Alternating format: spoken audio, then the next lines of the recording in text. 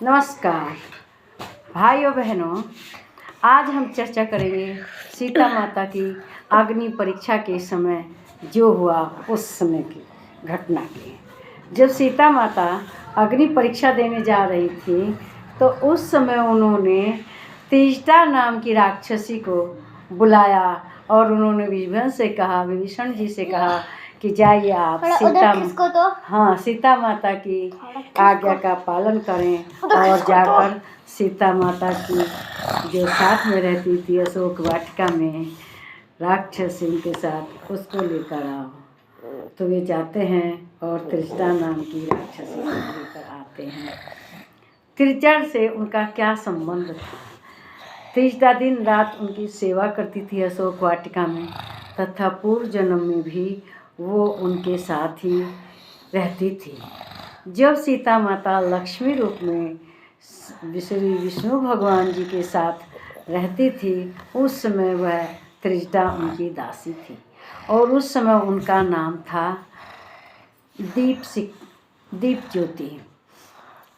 उसी समय एक बाबूसी अंधेरा वहाँ आते हैं और किसी बात पर नाराज हो जाते हैं, तब उसको श्राप देते हैं कि जाओ अगले जन्म में राक्षसी तो वो राक्षसी हो जाती है रावण के यहाँ, और वो सीता माता की सेवा के लिए देख रेख के लिए अशोक वाटिका में उनके साथ रखी जाती है।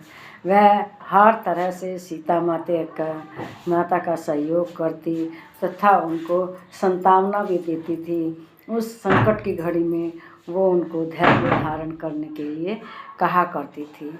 सीता माता कहती हैं जब आ जाती है त्रिजटा नाम की राक्षसी उनके पास कि इसी के कारण मैं जो अशोक वाटिका का समय था काट पाई, इसने मेरा हर तरह से सहयोग किया। आपने भी पढ़ा होगा सुंदरकांड में इनकी चर्चा हुई है। त्रिष्टा नाम राक्षसी एका रामचरण रति निपुण विवेका। यह वही त्रिजटा थी जिसको सीता माता ने अग्नि परीक्षा के समय याद किया था।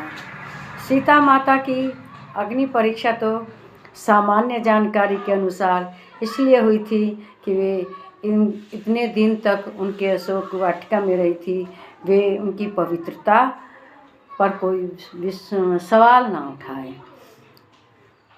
लेकिन कुछ लोगों के मन में ये भी प्रश्न उठता था कि 14 साल तक वन में रही राम जी के साथ, और पहले भी शादी हुई उनकी, बहुत समय तक उनके साथ रही, क्या रामचंद्र जी का विश्वास उनके ऊपर नहीं था कि उन्होंने उनकी अग्नि परीक्षा ली?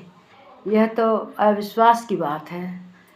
लेकिन वो तो रामचंद्र जी ही जानते थे कि वो अग्नि परीक्षा है कि क्या है, क्योंकि जब चित्रकूट में रहा करते थे उस समय उन्होंने अपनी आगे की लीला का विचार आया, और इस विचार को ध्यान में रखते हुए उन्होंने लक्ष्मण जी जब वन में कंदमूल फल लेने गए हुए थे, लक्ष्मण जी की अनुपस्थिति में सीता माता को अग्नि में सुपुर्द कर दिया और अग्नि से एक माया रूपी सीता माता को प्रकट किया।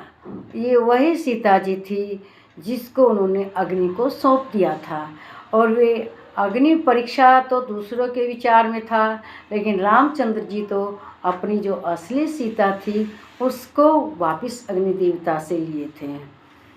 ये तो उनकी वहाँ जो हुई पांडवों राक्षसों के सामने, चाहे रीछ वगैरह जो थे उनके सामने अग्नि परीक्षा हुई, लेकिन वास्तविकता में वो अपनी असली सीता को अग्नि से वापस लिए थे। इसलिए इसका कोई प्रश्न ही नहीं उठता कि श्री रामचंद्र जी ने उनकी ये अग्नि परीक्षा ली और उनको अग्नि में एकदम पवित्र पाया।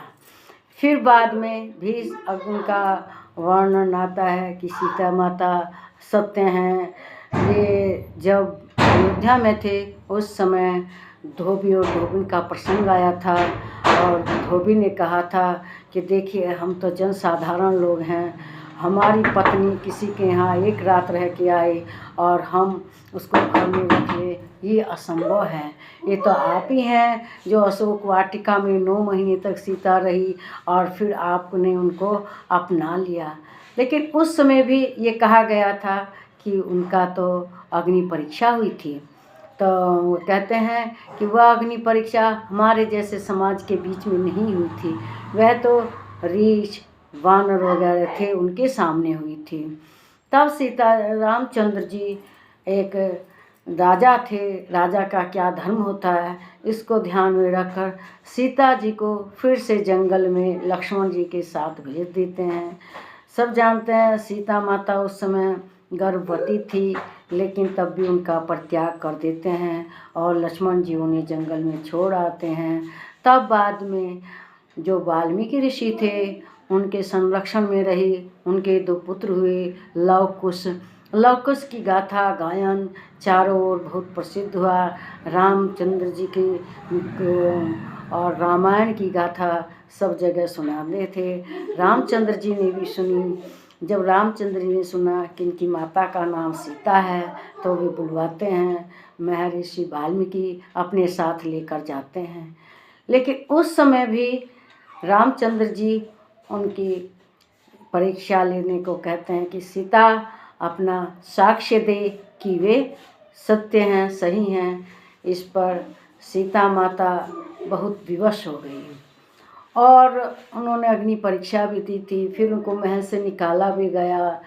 अब उनके दुख का अंत हो गया था और उन्होंने अपनी सत्यता का प्रमाण देते हुए कहा कि हे धरती माता, आप फटो और मुझे अपनी गोद में समा लो। तभी धरती माता फट जाती है और उनको अपनी गोद में समा लेती है। श्री रामचंद्र जी बहुत विचलित होते हैं सीता को धरती माता की गोद में जाते हुए देखकर, उसमें समाते हुए, तब वे बहुत दुखी होते हैं। लेकिन सीता माता ने तो समय समय पर अग्नि परीक्षा भी दी, जीवन अपना वन में काटा और बहुत दुख भोगे। अंत में सीता माता पृथ्वी की, धरती माता की गोद में समा जाती है। मेरे द्वारा दी गई जानकारी आपको अच्छी लगे तो मेरे कमेंट बॉक्स में ज़रूर कमेंट करें और वीडियो को शेयर और लाइक करें तथा मेरे चैनल को सब्सक्राइब करें। जय श्री राम।